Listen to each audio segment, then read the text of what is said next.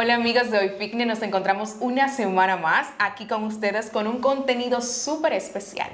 Hola Manuel. Hola Wendy, ¿cómo estás? Muy emocionada por lo que traemos hoy. En el día de hoy venimos con el papá de la nutrición, el que rompe todos los mitos a lo que nosotros nos hemos acostumbrado y el maestro de absolutamente todos los que nos dedicamos a una vida saludable.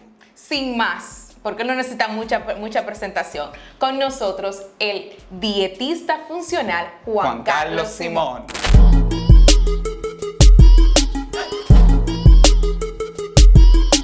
Bienvenido. Muchas gracias por la invitación. Es un gusto. Gracias a usted por aceptarla. Bueno, la primera pregunta con la que vamos a arrancar es el tema que últimamente, en los últimos meses, hemos visto que muchos jóvenes han sufrido paros cardíacos, lo cual no había pasado. ¿Tiene que ver esto con además de las situaciones congénitas, con la alimentación o con qué otra cosa tiene que ver?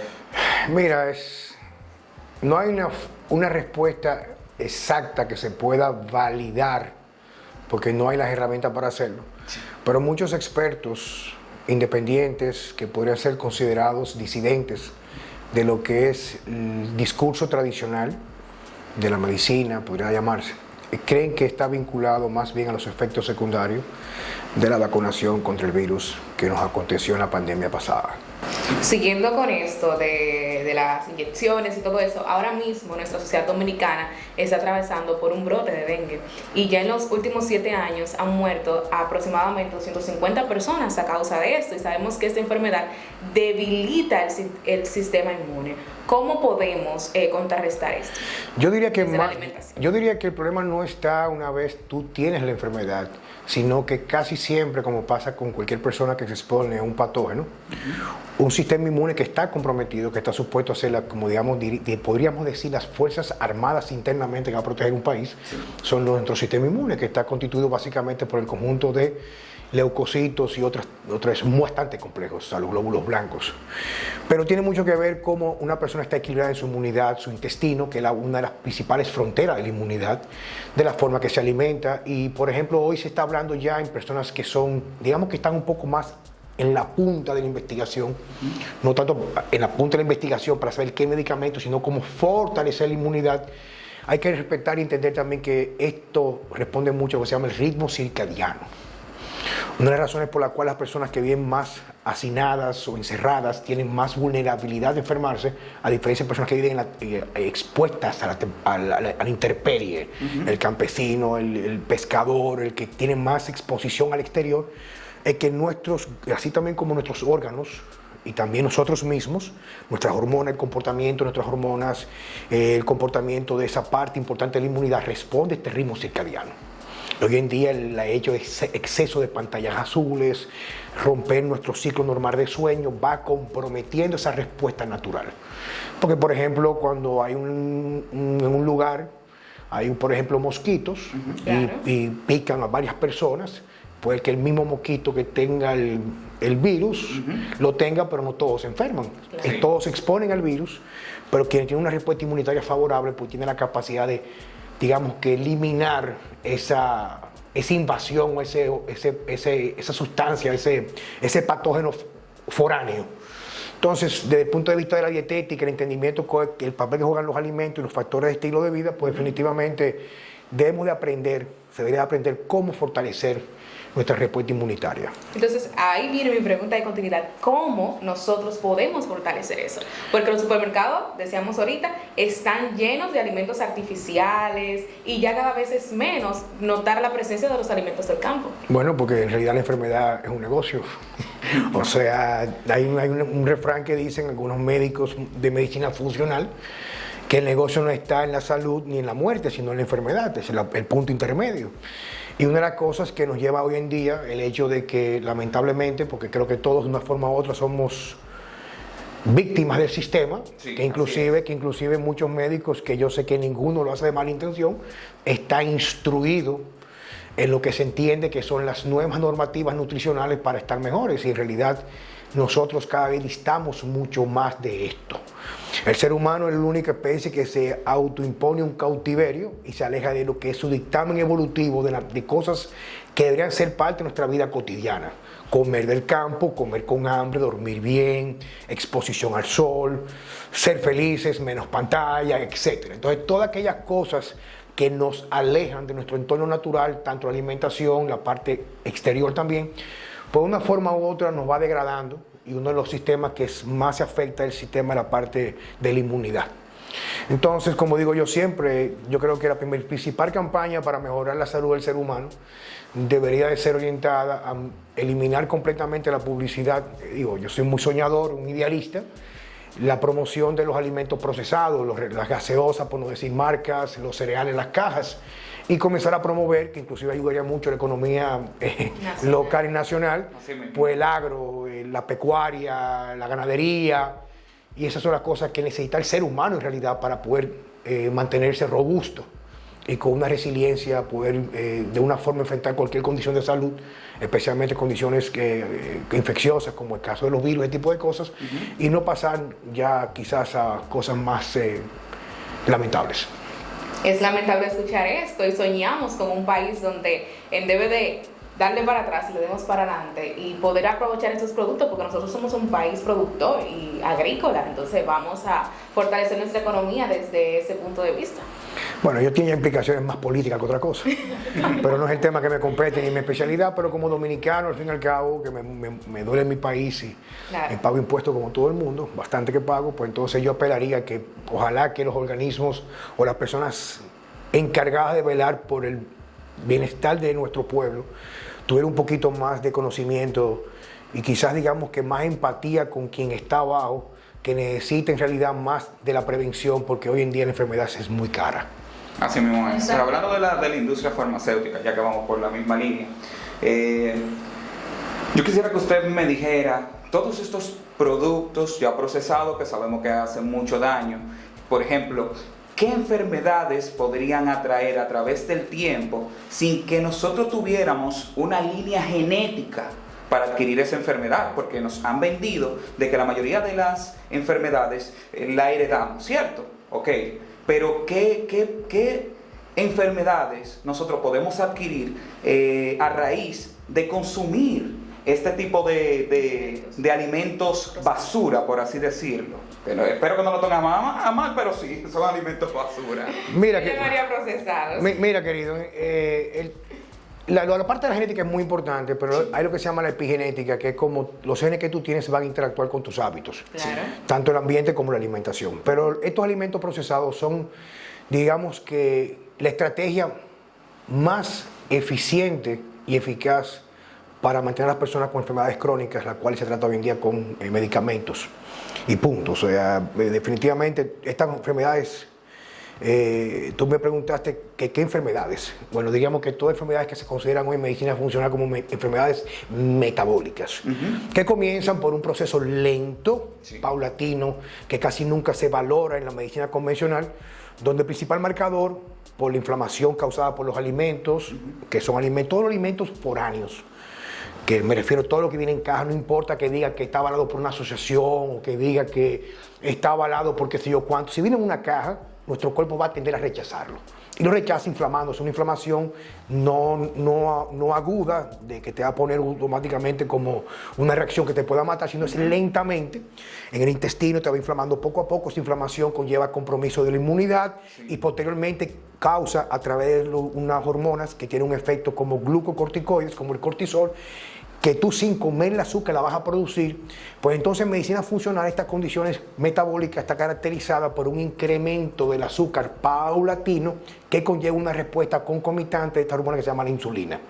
La insulina es muy importante, liberarla en momentos muy puntuales cuando comemos, pero debe de suponerse que una persona cuando come no eleva la insulina. Claro. Pero estas hormonas de estrés que se pueden potencializar por las emociones, por lo que hablamos de la ruptura del ritmo circadiano, por la mala alimentación como una respuesta inmunitaria que sube, una respuesta estresante en el cuerpo, pues entonces va caracterizándose en ese tipo de cosas. Y son condiciones que se desarrollan en 10 o 15 o 20 años de forma latente hasta que sale ya el diagnóstico de la patología. Okay. Entonces, la misma forma que nos enfermamos debería de ser la misma forma para buscar la sanación. Sí. Entonces, la respuesta del punto de vista de la alimentación, que otros factores que van a incidir, es retornar a los hábitos que teníamos hace 70, 80 años nuestros abuelos, que no se merendaba, se cenaba temprano, se desayunaba bien, se dormía, usualmente no había, yo recuerdo que yo era niño en la televisión, ya no habían canales después de las 9 de la noche, tú estabas obligado a dormir. Sí, claro. Pero la modernidad, que tiene sus cosas buenas también, nos ha distanciado mucho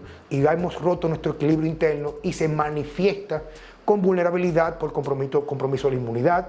Sí. Condiciones autoinmunes están también dentro del margen de estas enfermedades creadas por nuestros hábitos, etc. Pero mira algo, por ejemplo, el simple hecho, digamos que todos despertemos, porque estamos en un sueño, con esto de la industria farmacéutica y demás, estamos en un sueño, todos estamos en un sueño, la gran mayoría.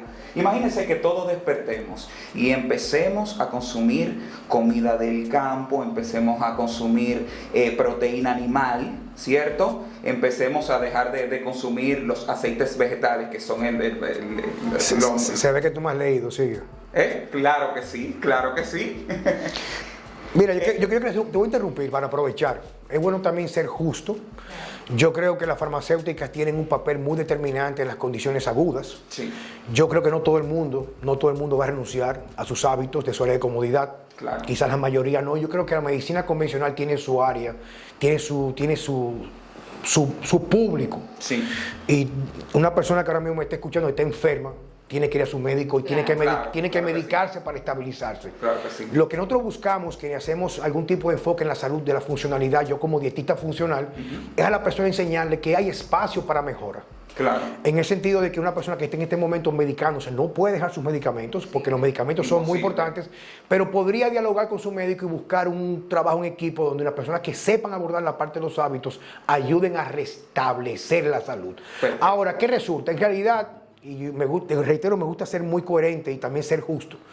Yo creo que así como la felicidad no es para todo el mundo, ni la abundancia, ni el éxito, la vida va a ser lo que es y el mundo va a ser. En el sentido que habrá personas que no podrán tener la capacidad ni económica ni de tiempo, ni una vida muy justa para tener la mejor de la alimentación.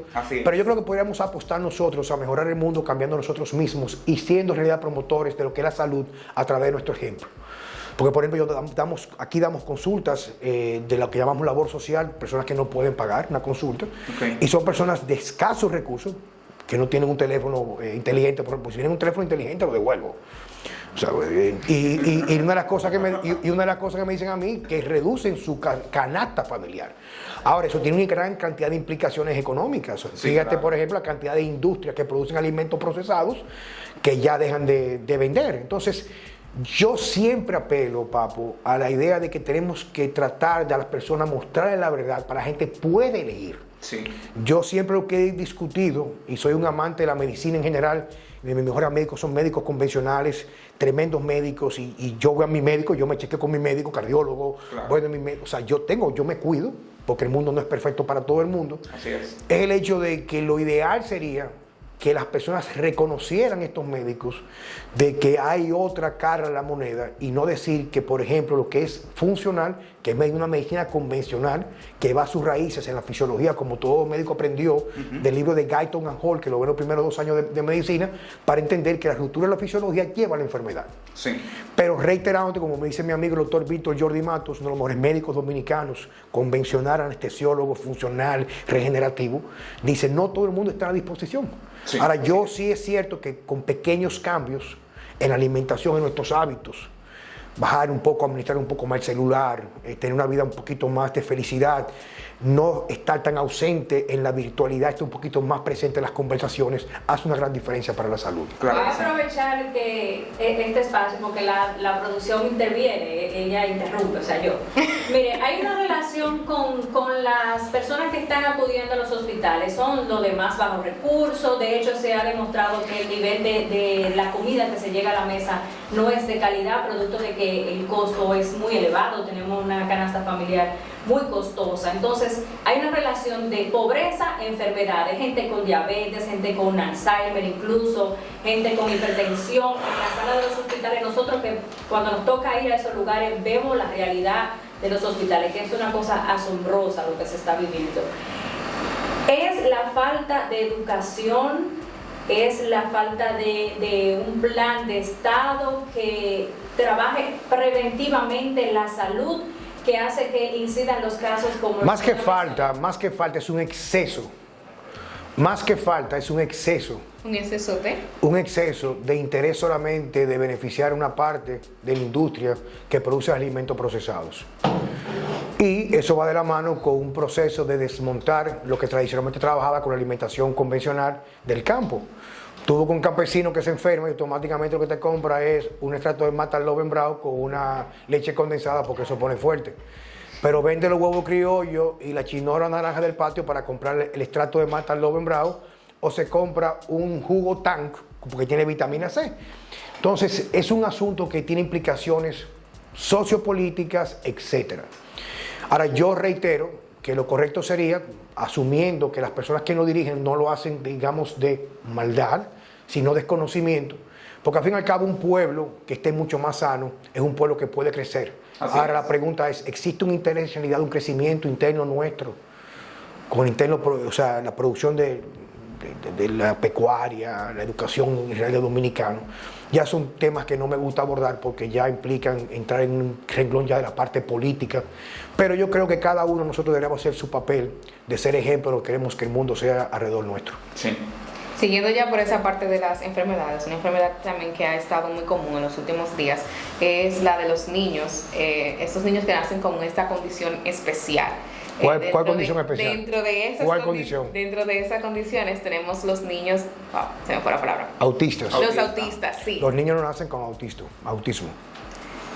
¿Lo adquieren luego del nacimiento? No nacen con autismo. Es una condición combinada entre una inmunidad comprometida, procesos de eliminación o toxinas, creo que se llama biotransformación, que tiene mucho que ver con la forma que nacen, su alimentación, y el exceso de vacunas que conlleva una carga excesiva de aluminio y timerosal, que es un conservante a base de mercurio en las vacunas. Entonces se cae el mito de que la pudieran heredar de la madre. Pero que eso no existía anteriormente.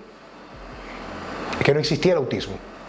O sea, que hay una relación con... Es que no existía el autismo. En esto ya alguien me dijo a mí, sí existía en mi generación. Digo, está bien, pero ¿dónde están los adultos autistas? Efectivamente. Pero ¿dónde? No. Anteriormente, cuando yo era niño, habían dos tipos de niños, o tres tipos de niños habitualmente, yo recuerdo. Que más le llamábamos mongólicos, que era un niño con síndrome, un niño mongólico, uno desconociendo, y pido perdón, no quiero ofender a nadie, y yo tengo una hija con condición especial. O sea, que yo sé lo que te estoy hablando. O niños que eran anormales, porque su comportamiento tiene retraso o algún tipo de cosa, pero el autismo responde a una toxicidad inflamatoria del sistema nervioso central y el intestino, causado por algo que llegó a su cuerpo que nunca debió haber llegado. Entonces yo sé que esto también causa mucha ponzoña, porque hay muchos intereses económicos, sí, y mueven millones, pero por ejemplo las estadísticas dicen que en el año 70, y lo pueden buscar en Google, la incidencia de autismo en los países desarrollados, que no saben los países pobres, sí, donde hay acceso a buenos cuidados pediátricos, etcétera, y farmacología, era de 1 en 10.000. Y se estima que para el 2030 va a ser de 1 a 6 niños. En los Estados Unidos, por ejemplo, es alarmante. Ahora, tú, por ejemplo, puedes observar, y no estoy defendiendo ninguna posición, sino hablando claro, tú te vas ahora mismo, por ejemplo, a cualquier campo de verdad, y tú no ves niños autistas. No, eso es cierto. Y tú te vas ahora mismo a colegios de clase media alta, y fácilmente un colegio de niños por debajo de 6 años, en un aula de 12, tú encuentras 8 niños con cierto grado de autismo. Eso es cierto. Entonces, sí es cierto, reitero, y mantengo mi posición y la puedo defender ante quien quiera, que es causado por este tipo de cosas. No digo que sean malas, pero yo creo que el hecho de que hace unos años en uno de los gobiernos norteamericanos se le quitó la responsabilidad de la farmacéutica de los efectos secundarios, ha dado luz verde a la hiperaplicación o hiperinoculaciones en los infantes hoy en día. La pregunta mía es, con relación a esto del autismo, yo como madre, ¿cómo puedo prevenir que mi hijo... que no se vacunen? Que no se vacunen. Tú tienes vacunas que en realidad para enfermedades que no existen y vacunas que no prefieren, que no inciden en que no te enfermes. Por ejemplo, la influenza, como quiera te enfermas. O sea, alguien me discutió, digo, oye, ante todo no quiero utilizar malas palabras, pero nadie se pone la vacuna de la tuberculosis para que te den un pulmón. O te pone la vacuna del polio para que te den una sola pierna. Sí. O en vez de quedar en silla de ruedas, quedes en muleta. Eso no existe. Entonces, ¿qué resulta? Hay varios libros escritos incluso por científicos, médicos, no Juan Carlos Simó, que dicen que definitivamente ha sido en realidad algo que ha traído mucho más daño que bien. Y yo entiendo que la vacunación sí es muy importante. Yo creo mucho en las vacunas, pero que respetan lo que tradicionalmente se hacían. En primer lugar, aislar un virus, luego pruebas por 10 o 15 años, que permiten en realidad, en condiciones donde la enfermedad podría ser de carácter mortal para el niño, pues se podría justificar una vacunación. Pero cuando éramos niños, y quienes tienen mi edad, 50 y pico de años, pues recordarán que cuando un niño se enfermaba de papera, lo juntaban con otro niño, porque no hay mejor inmunidad que la adquirida, la que tú tienes por tu exposición al virus, enfermedades que en realidad no tienen un riesgo que ponga, por Dios, la vida del niño en juego. Tú te vacunas contra la influenza o la gripe como que te da gripe. Entonces, sí, ¿cuál es el objetivo de someterte a algo en lo cual definitivamente no te da una garantía? Pero es una opinión muy personal. Es muy importante dejarle claro, si lo van a publicar esto, que yo no le digo a ningún padre que no lo haga, si no es una decisión muy personal, sí definitivamente, cuando somos padres, yo soy padre varias veces, queremos lo mejor para nuestros hijos, y ver que un niño al año y medio, después de una inoculación, comienza a cambiar, entonces ya tú tienes un problema que para el resto de la vida, para ti, pero en realidad es un negocio para la industria. Wow. Muchas gracias. Gracias a usted por su conocimiento, y gente, a tomar apuntes en el cuadernito. Y es como él dijo, son verdades. Ustedes las cogen o las dejan.